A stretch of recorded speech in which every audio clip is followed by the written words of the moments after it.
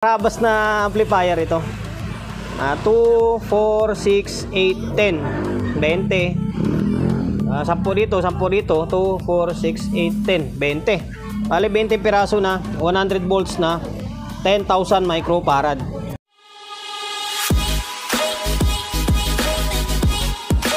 Welcome to my vlog.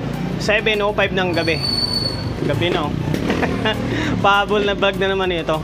Dahil wala akong content sa araw na ito, kailangan maggawa ng content para kailangan magsipag kasi magdi-December na, sayang yung ads. Yun, dahil wala na akong ibang micro-content and then may pumasok na unit dito sa akin. Ito. Power amplifier, DIY na power amplifier. Ano, shoutout sa may-ari nito na nagdala rito sa unit ko. Nuclear Power 6.2. Ayan o, Carlet sound system. Ayan, bali i-review muna natin ito. Bago i-repair. Ito, disclaimer muna guys ha. Baka meron kayong mapapansin dito or ano.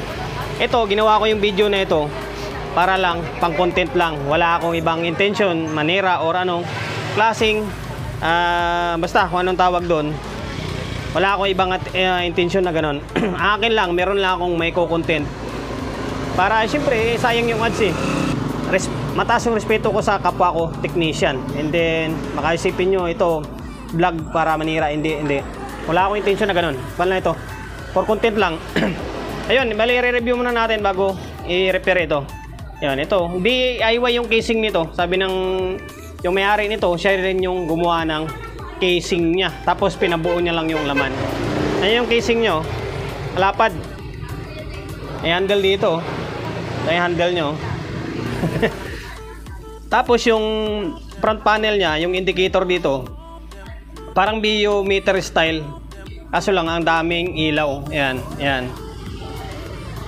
Tapos madako tayo sa may laman loob. Ito na, grabe, napakahaba nito guys. Ayun o, parang release ng tren. Ayan, tapos transformer niya kwanto? Alas 8, yung 7x4 na core ang ginamit.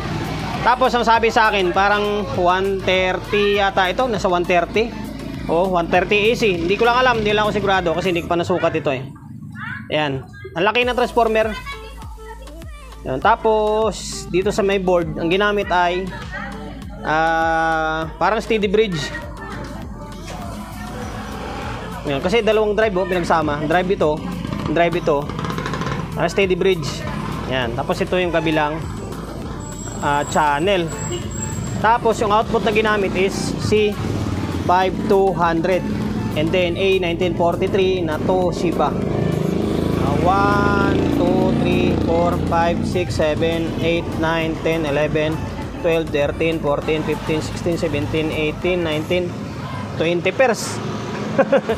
20 piraso, 20 pairs na C5200 and then A1943 kada channel. 20 rito, 40 rito lahat. 40 rin dito. Negative, positive na 'yon. Ang haba, di ba? Tapos madako tayo sa may capacitor. Tingnan mo yung mga capacitor nito. Kung gaano kadami. Pangarabas na amplifier ito. 2, 4, 6, 8, 10, 20. 10 dito, 2, 4, 6, 8, 10, 20. Bale 20 piraso na, 100 volts na, 10,000 microfarad. Parang original na kwan pa to. Original na 100 volts na 10,000. Kasi malalaki siya oh. Hindi siya yung katulad ngayon na 10,000 na maliliit na. Ang laki niya oh. Wala lang nakasulat ko anong kwan. Ay Nippon Kimicon. Yan, 20 piraso. Tapos meron siyang apat na fan na naka 220. Rektang 220, ang kakapal. Kargado sa hangin. May back panel niya, tingnan natin. Yan, ito yung back panel niya. Ito DIY ito lahat. DIY yung laman, DIY yung casing. Yan, naka-speak on. Binding post sa may terminal ng speaker. Sa may input is XLR na male and then female sa input and then link. Ayan. Wala lang siyang input buffer. Oh, wala lang oh. O yun. Angas, di ba? Grabe. Nakakatakot. Mas mahaba pa sa may category 5. Category 5 ko, ito pa, hindi pa nakuha eh. Sa linggo pa na kunin nila ni sir eh. Grabe. Ano, steady bridge no?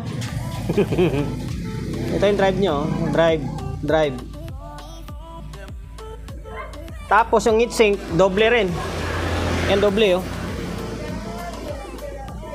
Nakadapa yung isang heatsink sa isang nakatihaya na heatsink. Ano, kaya kapal niya.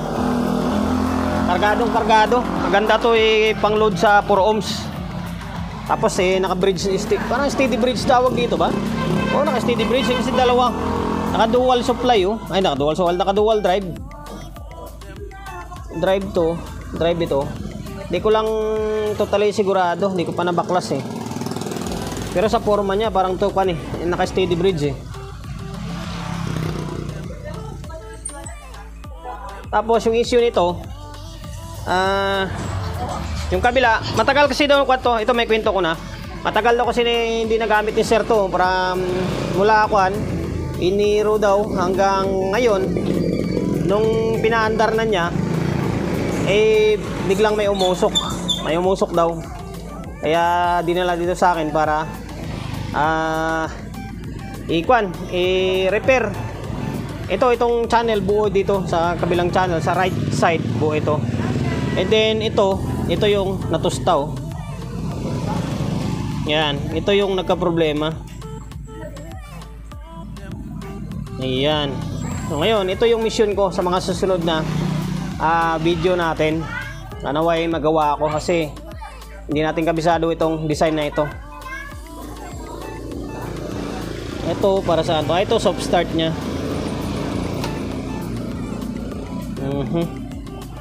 Oo, soft start ito. Soft start.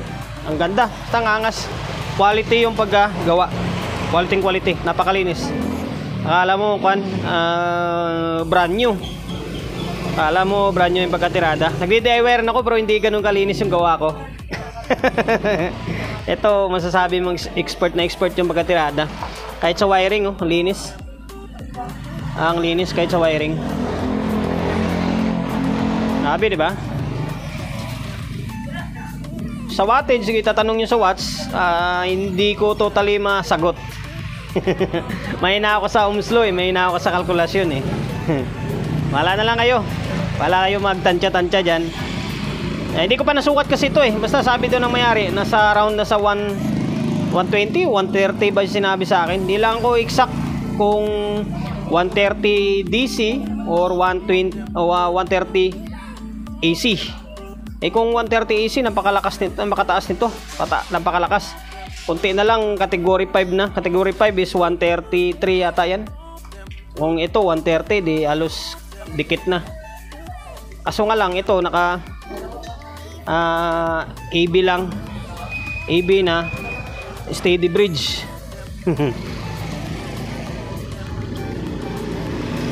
Ayun lang, 8 minuto, pwede na. Meron lang ako may upload. Angas niya, di ba? Haba oh, halos hindi masakop ng camera ko pag malapit. Ayun lang guys, meron lang akong may update ng social media ko sa ngayong araw na ito.